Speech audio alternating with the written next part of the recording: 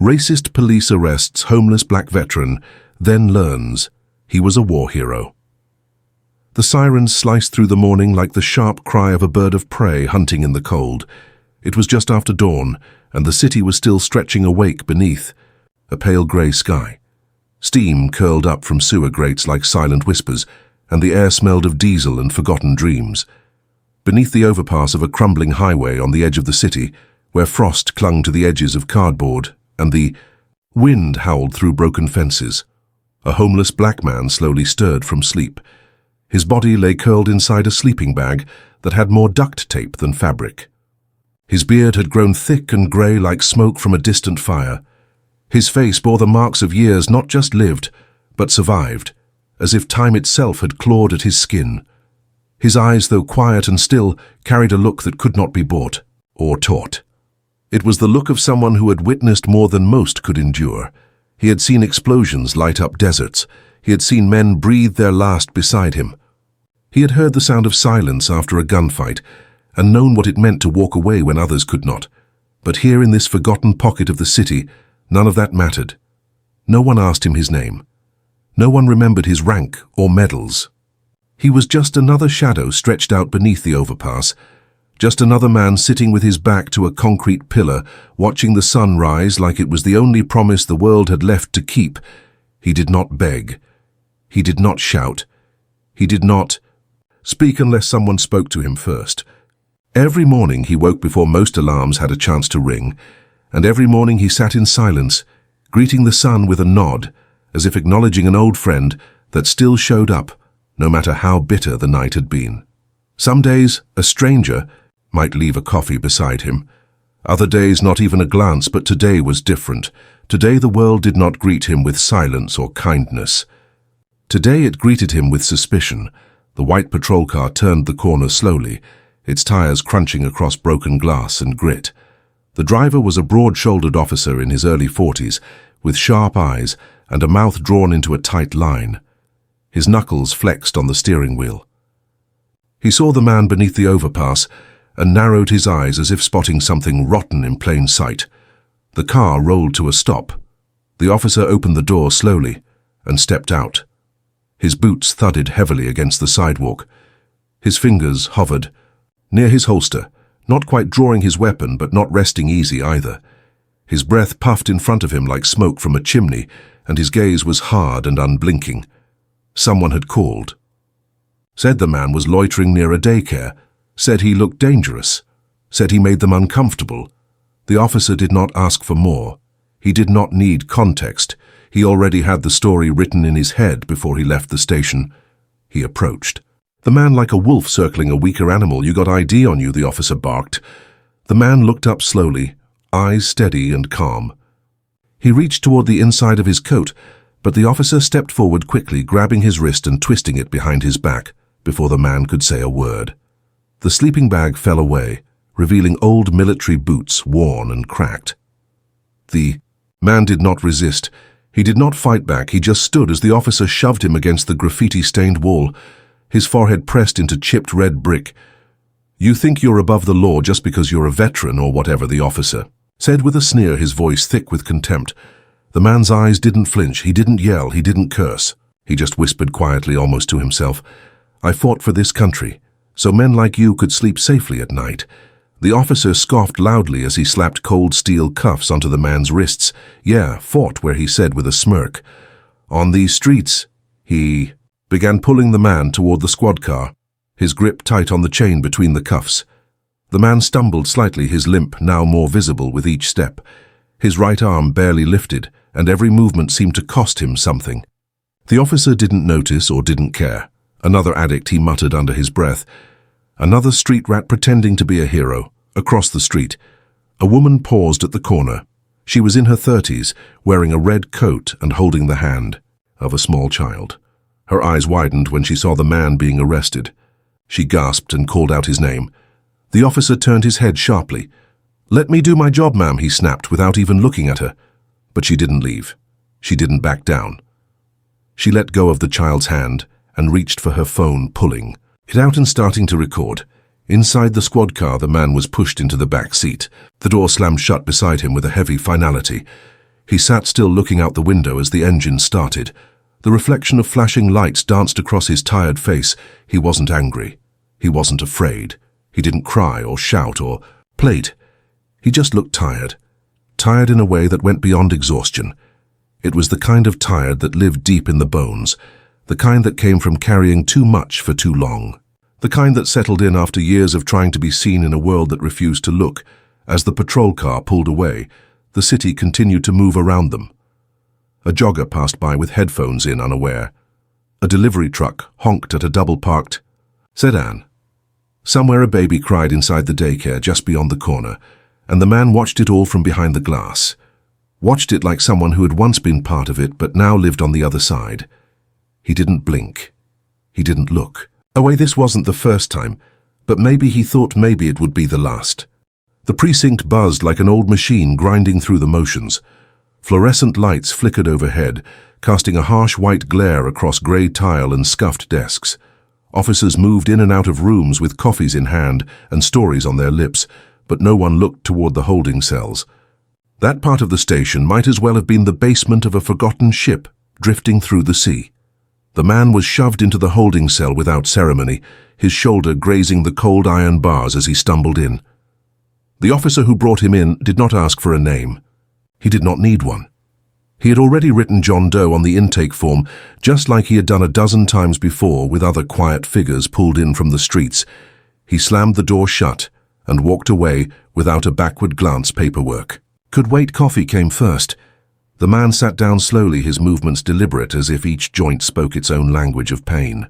The bench was unforgiving, and the room was colder than the wind outside. But he sat upright, his back straight, eyes calm. He stared ahead, not at the walls, but through them. It was not his first cell-in. The corner of the room, a camera blinked silently, recording everything. On the monitor at the front desk, the officer's screen pinged with a soft alert. Facial recognition software ran its search, pulling from a national database. At first it looked like any other background check, but then the screen lit up in red. The officer's brow furrowed as he leaned closer. The name that popped up was not John Doe. It was Marcus Ellison, decorated combat veteran, 3 tours, 2 in Afghanistan, 1 in Iraq, recipient of the Medal of Honor, twice. 4 Purple Hearts, discharged with distinction, trained in tactical command and hostage rescue, specialized in recon and field strategy. There were pictures, too young and sharp in uniform, his eyes still burning with purpose and the promise of a future worth fighting for. He stood beside generals, received medals from presidents, saluted on stages, and carried men from burning vehicles when others had fled. The officer blinked as if the screen had just insulted him. He reached for his keyboard, trying to make sense of it. This had to be a mistake, a glitch, a system error. No way the man in the cell, the same man he had shoved against a wall in front of a daycare, was the same soldier who had once led missions in mountains halfway across the world. He stood up slowly and walked back down the hallway past desks and lockers and old bulletin boards that had not been updated in weeks. He stopped at the holding cell and stared inside, really stared, and for the first time he saw not a vagrant, not a threat, not a statistic here. Saw the scar that ran from the man's collarbone to the edge of his shoulder, like a river etched deep into the skin. He saw the way his boots, even worn and cracked, were still laced with military precision. He noticed how the man sat upright, back unbent posture, rigid, not from pride but from habit, the kind of habit that never leaves soldiers no matter how long. They sleep on concrete. Why didn't you say something? The officer asked, voice quieter now. The man turned his head slowly and looked him in the eyes. Because you already knew what you wanted to see, he said. The officer swallowed hard, his throat suddenly dry. He muttered something about checking again and turned away quickly, his footsteps faster than before, but it was too late. The world was already watching. Down the hall, a young desk clerk was scrolling through her phone when she froze. She had seen the woman across the street earlier, the one in the red coat who pulled out her phone during the arrest. That woman's video was already viral, over 2 million views in less than an hour. The caption read, "Homeless black veteran arrested outside a daycare. Look what happens next." Comments poured in from everywhere. Who is this man? How can this happen? He fought for us, and this is how we treat him. Screenshots of his military record began to circulate side by side with images of him in the cell still sitting. Tall and silent, by noon the mayor had called demanding answers. By 2 o'clock the station door opened with a heavy creak, and in walked a man with a cane and a storm in his eyes. Colonel Raymond Foster retired. He had served with Marcus in the same unit 30 years ago. He did not shake hands. He did not smile.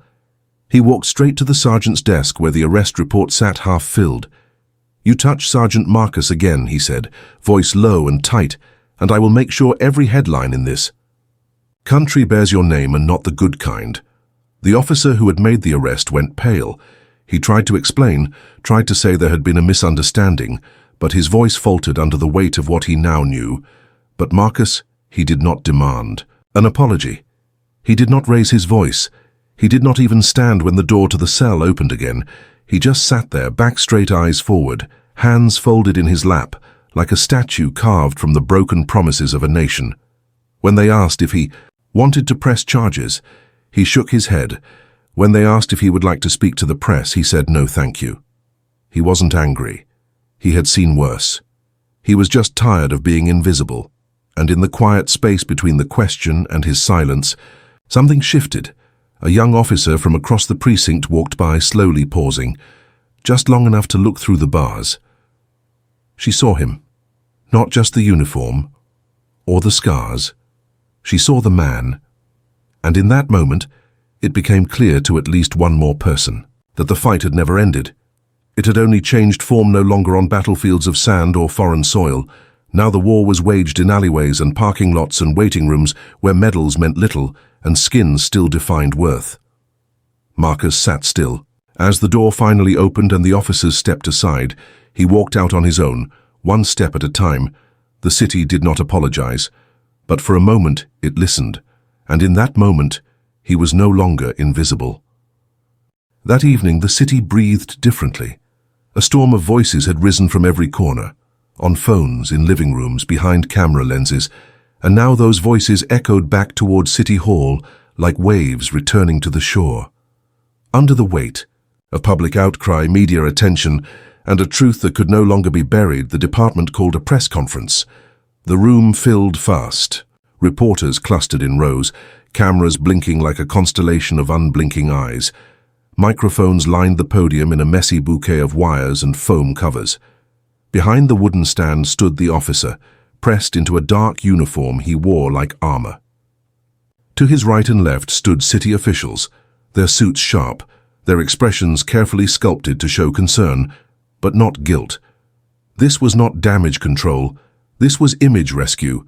But the man at the center of it all, the one once logged as John Doe, stood apart from the display. Marcus wore a clean shirt that hung loose around his frame, a blazer borrowed from a donation pile draped awkwardly over his shoulders. His shoes were scuffed but tied. He looked out of place under the bright lights and official crests behind him, but somehow he stood taller than all of them. He was not here to accuse, not here to shame. He stepped toward the microphone and adjusted it with a gentle hand. He cleared his throat once, then he began. "I did not come here to talk about myself." His voice was steady. It did not shake. "I came to talk about every man and woman, like me, who came home to a country that only salutes you when you are in uniform and forgets you once you are out." He paused, letting the silence hold his words like glass holds water. "You see the flag on our shoulders when we serve, but not the weight we carry when we return. You clap at airports, but you do not stop when we sleep under bridges. You thank us for our service, but never ask why we disappear." A woman in the second row lowered her phone slowly. Tears had begun to gather in the corners of her eyes. "I do not need pity," he said. "I need dignity. I need people to see beyond skin, beyond rags, beyond assumptions, to see the person behind the label." He looked out across the rows of faces. "You cannot honor soldiers only on holidays and ignore veterans every other day. You cannot call someone a hero while stepping over them in the street. And to the officer who arrested me," he turned his head slightly toward the man standing still in his uniform, "I forgive you. But forgiveness is not forgetting. It is not erasing. What happened, it is a reminder that we all have work to do." The room remained silent. No applause followed his final word. only a silence that clung to the walls like smoke, a silence made not of politeness, but of shame, a silence full of listening. He stepped away from the podium and walked off stage without looking back. Behind him, the officer remained rooted. He did not move until the cameras turned away. Then slowly he followed Marcus into the hallway, away from the reporters, away from the officials. It took him a long time to speak when he did. His voice cracked like dry earth. "I did not see you, man, I just saw what I was taught to see." Marcus turned. His face did not hold anger. "Only truth. Then maybe," he said softly, "it is time we start teaching something different." He placed a hand briefly on the officer's shoulder before walking away. He did not look for a thank you. He did not wait for redemption. That was never what he came for. He simply walked forward into the night, and like that, he was gone again. In the way stories vanish, but in the way legends do, days passed. The city shifted. A new initiative was launched by the department, not because a law required it, but because a moment had demanded it. A veteran outreach program opened its doors in the heart of downtown. Shelters began receiving anonymous donations. Police officers were sent to sensitivity training, not all at once, not perfectly. But it started because one man stood in silence and let his truth speak louder than the noise. The story spread far beyond the city. It was shared on screens in classrooms, in churches, in kitchens. People began to ask different questions. What does a hero look like?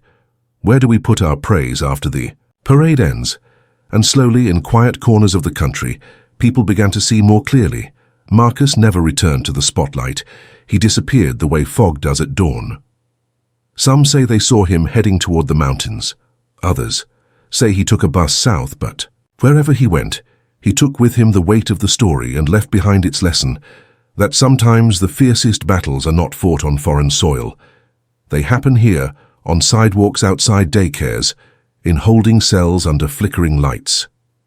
In the hearts of men who forget how to see each other, and the greatest warriors. They do not always wear medals. They wear time and silence and coats that have seen too many winters. But when they speak, when they finally speak, the world must listen. Because every time his story is told, another wall of ignorance crumbles. Another officer pauses before acting. Another citizen sees a stranger and chooses compassion instead of fear.